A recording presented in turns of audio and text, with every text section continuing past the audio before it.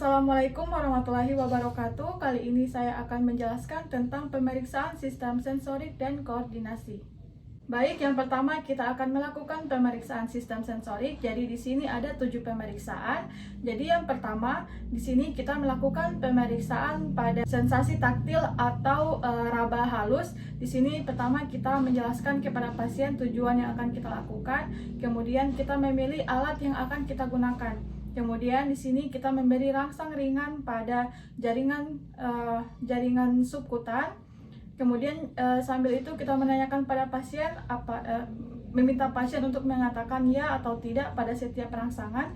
Kemudian sembari itu kita juga minta pasien untuk menyebutkan dan membedakan di mana area yang kita beri rangsang. Baik, selanjutnya pemeriksaan kedua yakni pemeriksaan sensasi nyeri superficial.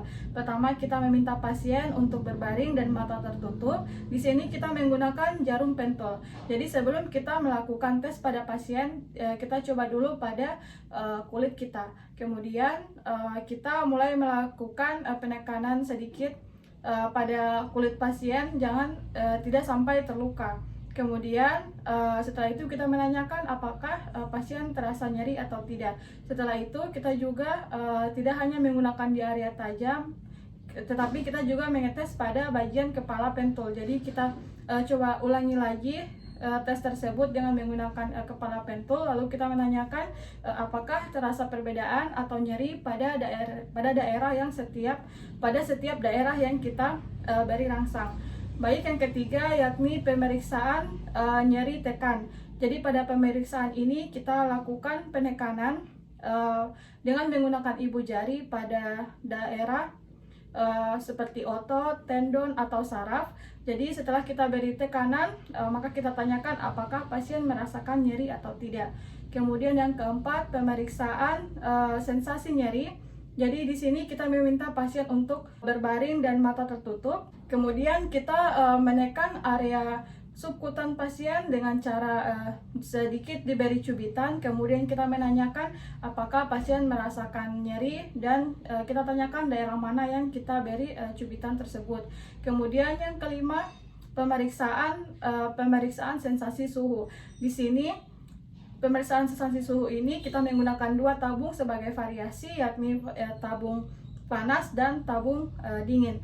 Pertama, kita minta pasien berbaring dan mata tertutup. Kemudian misalnya pertama kita menggunakan tabung dingin. Di sini tabung dingin kita coba dulu ke kulit kita. Kemudian tabung tersebut kita tempel pada pasien. Kemudian kita tanyakan apakah pasien dapat merasakan suhu tersebut atau tidak. Kemudian sebagai variasi kita juga coba tempelkan mengganti tabung dengan tabung panas atau hangat.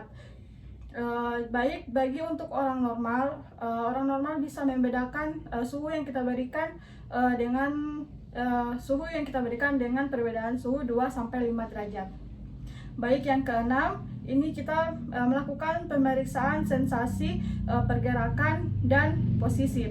Jadi di sini kita meminta pasien untuk berbaring, kemudian di sini kita mengetes pada bagian jari kaki pasien. Jadi pertama-tama kaki pasien kita buat serileks mungkin. Kemudian untuk jari-jarinya kita beri jarak, jangan sampai bersentuhan. Kemudian untuk kaki yang satunya juga jangan sampai ikut bergerak. Jadi di sini jari pasien satu persatu kita gerak-gerakan seperti kita gerakan ke atas, ke bawah, ke kiri atau ke kanan tanpa menyentuh jari yang selanjutnya. Kemudian kita tanyakan pada pasien apakah pasien merasakan pergerakan tersebut atau tidak. Apabila tidak, maka kita ulangi tes tersebut lagi pada anggota yang lebih besar, anggota gerak lebih besar seperti tungkai bawah atau lengan bawah. Baik, dan yang terakhir kita lakukan pemeriksaan sensasi vibrasi atau getar. Baik, di sini kita menggunakan garpu tala. Di sini pasien pertama garpu tala kita getarkan terlebih dahulu, kemudian kita tempelkan pada bagian tertentu dari badan pasien. Kemudian kita tanyakan apakah ia dapat merasakan getarannya atau tidak. Jadi intensitas dari getaran yang pasien dapat rasakan juga tergantung dari seberapa besar pukulan dari garpu tala dan pada area badan mana garpu tala tersebut, ujung garpu tala tersebut kita tempelkan. Baik, selanjutnya kita pindah ke pemeriksaan kedua, yakni pemeriksaan koordinasi. Di sini kita ada dua tes, yakni pertama tes equilibrium dan yang kedua tes non equilibrium. Pertama untuk tes equilibrium, di sini kita ada dua tes. Jadi yang pertama ini tes Romberg. Jadi posisi awal dari pasien di sini dia berdiri tegak dengan kedua kaki saling rapat dan mata terbuka dan tertutup. Jadi tes ini dilakukan untuk membedakan bagaimana lesi dari lesi proprioseptif dan lesi cerebellum. Yang pertama untuk lesi proprioseptif di sini tampak jelas, yakni pada posisi awal pasien dia berdiri tegak, kaki rapat. Kemudian pada saat mata terbuka pasien masih dapat berdiri tegak. Kemudian jika kita meminta pasien untuk menutup mata, maka pasien tersebut langsung terjatuh.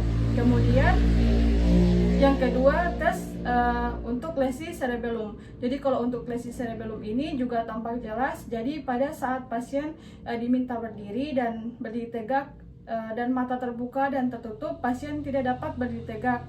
Jadi saat mata terbuka tidak dapat berdiri tegak dan mata tertutup juga tidak dapat berdiri tegak. Dengan posisi kaki juga dia terbuka lebar atau wide base. Kemudian pasien juga langsung terjatuh.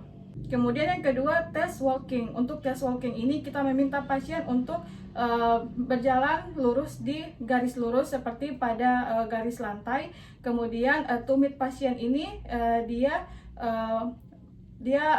berdekatan atau saling menempel dengan jari satunya. Baik, tes kedua atau tes yang terakhir ini tes non equilibrium. Untuk tes ini juga ada dua. Yang pertama finger to nose test. Di sini kita meminta pasien untuk menunjuk hidungnya dengan jari telunjuk dari gerakan pelan hingga cepat seperti ini.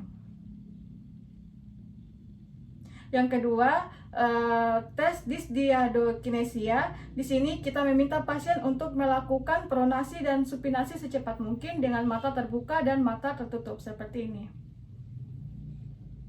Baik, itulah tes dari pemeriksaan koordinasi. Itulah dari saya tentang pemeriksaan sistem sensorik dan koordinasi. Lebih dan kurangnya mohon dimaafkan. Assalamualaikum warahmatullahi wabarakatuh.